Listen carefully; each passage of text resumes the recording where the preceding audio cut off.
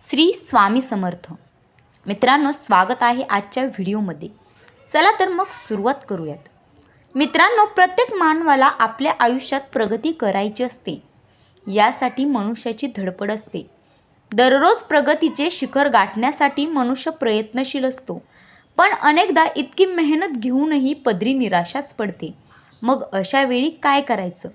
इतकंच काय, तर आपल्यासोबत असलेल्या व्यक्ती पुढे निघून गेली की आपल्यात काही उणीव राहिली याचा शोध घेण्याचा आपण प्रयत्न करतो. पण चाणक्य नीतीत याबाबत सांगितलं गेलं आहे. तुम्हाला आयुष्यात प्रगतीचं शिखर गाठायचं असतील तर चाणक्य नीतीत याबाबत काही गोष्टी पाळण्यास सांगितल्या आहेत. चला तर मग बघूयात कोणत्या गोष्टी आहेत त्या.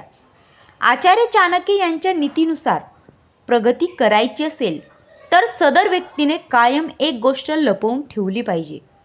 जर तसं केलं नाही तर प्रगतीत बाधा येऊ शकते.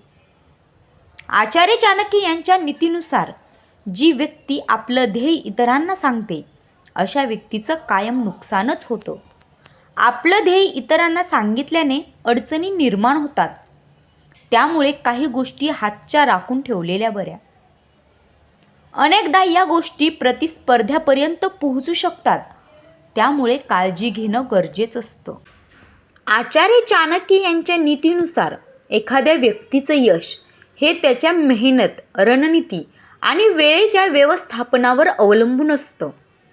त्यामुळे माणसाने कधीही आपली कमकुवत बाजू इतरांना सांगू नये किंवा कमकुवत बाजू कोणासमोर मांडू नये. मित्रांनो, आचार्य चाणक्य यांच्या सांगण्यानुसार या गोष्टी जर तुम्ही कोणासमोर सांगितल्या नाही तर तुमच्या प्रगतीमध्ये कधीही कोणी बाधा निर्माण करू शकत नाही. तर मित्रांनो, अशा प्रकारे चाणक्य नीतींचे विचार तुम्हाला ऐकायला आवडत असतील किंवा प्रेरणादायी विचार तुम्हाला ऐकायचे असतील तर आपल्या बिनधास्त मराठी चॅनलला नक्की सबस्क्राईब करा. आणि आजचा व्हिडिओ आवडला असेल तर जरूर लाईक करा.